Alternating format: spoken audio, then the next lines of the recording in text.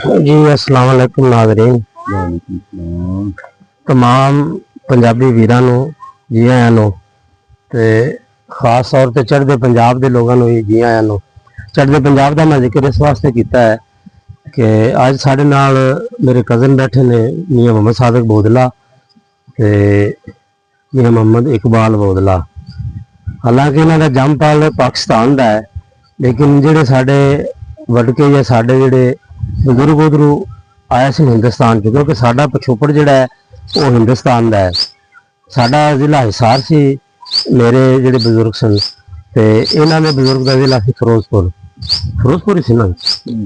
ते अज इन्हां नाल गुफ्तगू करांगे जी कि साडे इस मुल्क दे विच आन च 1947 च साडे जिहड़े बजुर्ग गुजरे ने उन्हां दा इत्थे आन दे विच किन्नियां कुर्बानियां उन्हां दित्तियां, काफले किस तरह साडे आए ते इत्थे आके असीं आबादकारी कीती ते ओह असीं पिछले अपने पिछोकड़ नूं याद करांगे कि साडा इलाका किहड़ा सी पिछे ते की सूरत हाल सी जदों काफला साडा उत्थे चलिया।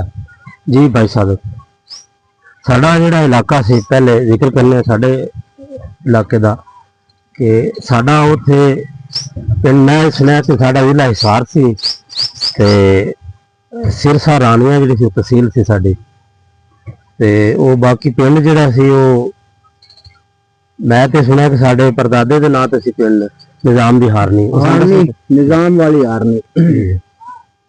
दूसरा एक पिंड बड़ा जेड़ा तेरे दादे दा दूसरा भाई सी जेड़ा इलमदीन, वो दूसरे पिंड रहिंदा सी। वो पिंड दा गंदड़ सददे सन, गंदना दे नां ते मशहूर सी। अच्छा, उत्थे रहने वाले सन।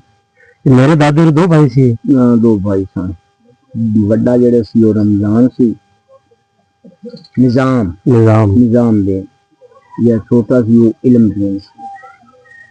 वो दो भाई आपो वो इलमदीन उत्थे रहिंदा सी गंदला ते जेड़ा तेरा दादा दादा सी निजाम बट्टी वो इत्थे हारनी। तो पिंड जिहड़ा सी साडा ओ मैं सुनिया सी कि दादे परदादे दे नां ते सी निजाम दी हारनी। हाँ उससे सी ना हारनी एक होर भी आ ना, इस वास्ते निजाम वाली हारनी आखा जाता सी, जो पता लग जाए जी भट्टियां वाली है निजाम वाली हारनी। हारनी एक पिंड होर भी आ उत्थे, उस वजह से निजाम का नाम दिता गया, जो पहचान हो जाए। काफी इतों लोग काफले च आए, बड़िया कुर्बानियां दे के। साडा जेड़ा इलाका सी, साडे इत्थे बोगलियां दे काफी पिंड सन। साडा जिला फिरोजपुर सी, तहसील बंगला फाजिल सी। बंगला फाजिल तो सुनिया तो नजर आंदा अपने सलमान की तो नजदीक है, टावर अपने नजर बॉर्डर दा एरिया सी तुहाडा, फिर नजदीक दा बस दरिया उत्ते ही सन ते इत्थे सारे बोगलियां दे काफी ज्यादातर पिंड ज्यादा बोगलियां दे इत्थे ही है। बैक हस्ता गंजूआना हस्ता उतार ये सारे जेड़े ने अपने नूर शाह ख्यो वाला जितने भी इत्थे पिंड है, आलम ख्यो वाला बोदलियां दा सी। हाँ ख्यो वाला बोदलियां दा सी, साडा ही कुछ रकबा उत्थे सी, कोई इत्थे नूर शाह सी। इस वास्ते सारे पिंड सन इत्थे। ये साडा जिला जिहड़ा हिसार है, फिर तुहाडे तो दूर पैंदा सी? वो दूर पैंदा सी, जिला हिसार वखरा सी ना, जिला वखरा सी, जिला फिरोजपुर है। जिला हिसार उधरों तुहाडा पता पर हो जाता, मेरा बीकानेर मन्ने पैंदा जिले। तो फिर अपने इस बॉर्डर पे हो जाना दूसरे से की जड़ा इन्हां दा राजस्थान उधर ही सी। हाँ वो पंजाब ची, पंजाब वो तो सारा पंजाब ही है, पंजाब ही है, बड़ा बड़ा पंजाब सी। बाद पार्टीशन हुई मेरे ख्याल इन्हां दी। ते अपना जेड़ा तुहाडा काफला है, तुहाडा अलग है सी काफला, साडा अलग सी जी? तुहाडा अलग सी, तुसी जिला हिसार चों आए, असी तो फिर इत्थों बंगले कोल ही उठे ते बस। हां तुहाडे तो जल्दी पहुंच गए। बड़े ते पहुंच आए ते निकले और हैड सुलेमान की पूरा क्रॉस करके काफले निकले आए। बस एक तरह का उजाड़ा सी। वो बड़ी मुश्किल नाल लोग आए ने, बड़ी कतलेआम भी लोगों की हुई है, बड़े नुकसान भी होए ने, माल दे भी इज्जतां दे भी, लोगों ने जाना के भी नुकसान हुए ने, घर बार उजड़ गए, सारा कुछ तबाह हो गया। इधर आते फिर आस्ता आस्ता आबाद हुए, फिर अपनी पहचान पैदा की इन्होंने लोगों के, अपने रिश्ते नाते लोगों ना सलाम दुआ हुई, आस्ता आस्ता बसते बसते आबाद हो गए। अल्लाह की अल्लाह ने आबाद किए हो गए। बस मैं सुनिया सी भी जिहड़ा दरिया सतलुज है ਇਹ ਕਈ ਦਿਨ ਤੱਕ ਲਾਲ ਰਿਹਾ ਸੀ ਖੂਨ ਇਹਦਾ, ਲੋਕ ਲਾਸ਼ਾਂ ਇਸੇ ਤਰ੍ਹਾਂ ਸੁਣਨੇ ਜੀ ਬਹੁਤ ਜ਼ਿਆਦਾ ਮੇਰੀ ਪੈਦਾਇਸ਼ ਤਾਂ ਸਾਲ 54 ਦੀ ਹੈ। ਹਾਂਜੀ ਲੇਕਿਨ ਬਜ਼ੁਰਗਾਂ ਕੋਲ ਇਹ ਸੁਣਦੇ ਸਾਂ ਜੇ ਕੋਈ ਪਾਣੀ ਪੀਣ ਤੇ ਦਿਲ ਨਹੀਂ ਕਰਦਾ ਸੀ, ਛਪੜਿਆਂ 'ਚ ਜ਼ਹਿਰਾਂ ਪਾਤੀਆਂ, ਉਹਨਾਂ ਖੂਹਾਂ 'ਚ ਜ਼ਹਿਰਾਂ ਪਾਤੀਆਂ, ਦਰਿਆਵਾਂ 'ਚ ਲਾਸ਼ਾਂ ਲੁੜੀਆਂ ਆਉਂਦੀਆਂ ਸਨ, ਉੱਥੋਂ ਪਾਣੀ ਪੀਣ ਤੇ ਦਿਲ ਨਹੀਂ ਕਰਦਾ ਸੀ।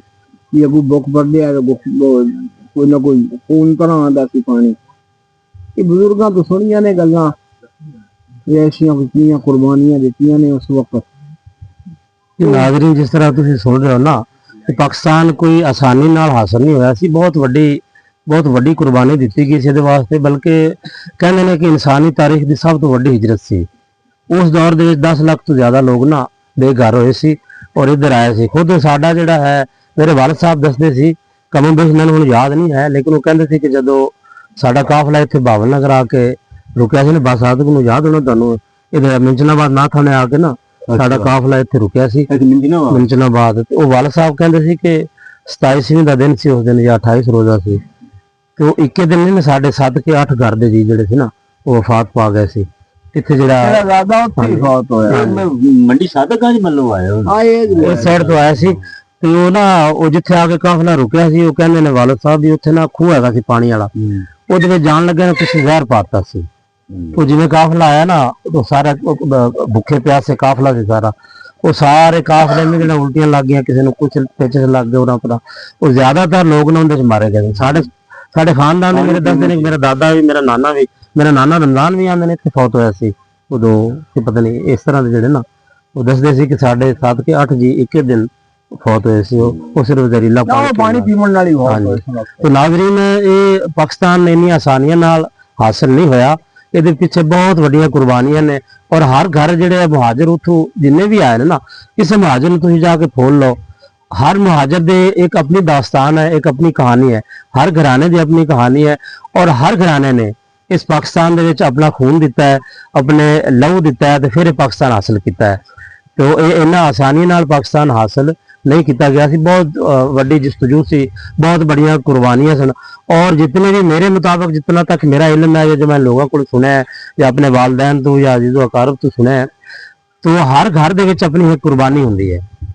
हर बार कुर्बानी दे के आना। साढ़े एक प्रोफैसर है सी, इस्लामियात पढ़ाते सी सानू इतना कॉलेज दे विच, फरीदिया कॉलेज पाकपतन।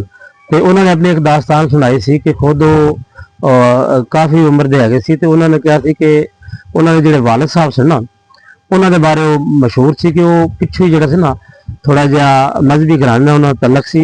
ते ओहदे जिहड़े वालिद साहब सन, वो इंडिया दे विच एक मस्जिद च इमाम है सी।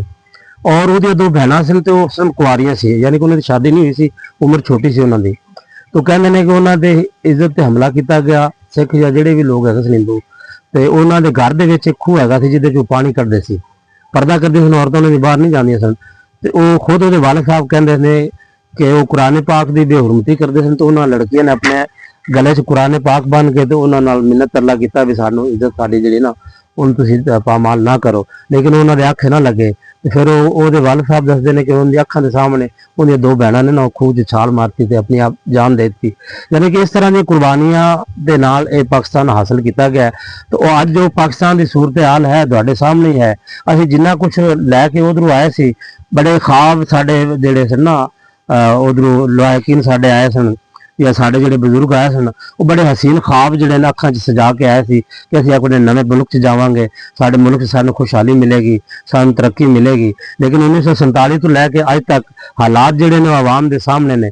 और अज जिहड़ा है, अगर अज भी देखा जाए तो अज जिन्नी हिजरत असीं उत्थों 1947 चों करके आए ना, उस तो ज्यादा हिजरत 2-3 सालां च लोग कर गए ने। लोग अपने रोजगार वास्ते लोग हुण बाहर जाना शुरू हो गए। तो ये जो सूरत हाल है, ये बहुत खतरनाक सूरत हाल है। तो हमें मिलके इसके बारे में सोचना चाहिए। तो मुल्क जिहड़ा है, ये तो साडा मुल्क है ना, असीं इन्नियां कुर्बानियां नाल हासिल कीता है। इहदे वास्ते थोड़ी जी होर कुर्बानी दे के असीं इसनूं बचाइए, इस मुल्क नूं अगे लैके जाइए। ਤੇ ਮੇਰਾ ਸੋ ਗੱਲ ਕਰਨ ਦਾ ਮਕਸਦ ਜਾਂ ਇਹ ਸੀ ਅੱਜ ਇਸ ਚੀਜ਼ ਨੂੰ ਯਾਦ ਕਰਨ ਦਾ ਕਿ ਜਿਹੜੇ ਲੋਕ ਇਹਨਾਂ ਚੀਜ਼ਾਂ ਨੂੰ ਨਹੀਂ ਸਮਝਦੇ ਉਹਨਾਂ ਤੱਕ ਸਾਡੀ ਇਹ ਗੁਫ਼ਤਗੂ ਜਾਵੇ ਕਿ ਐਡਾ ਆਸਾਨੀ ਨਾਲ ਇਹ ਪਾਕਿਸਤਾਨ ਹਾਸਲ ਨਹੀਂ ਕੀਤਾ ਗਿਆ ਸੀ।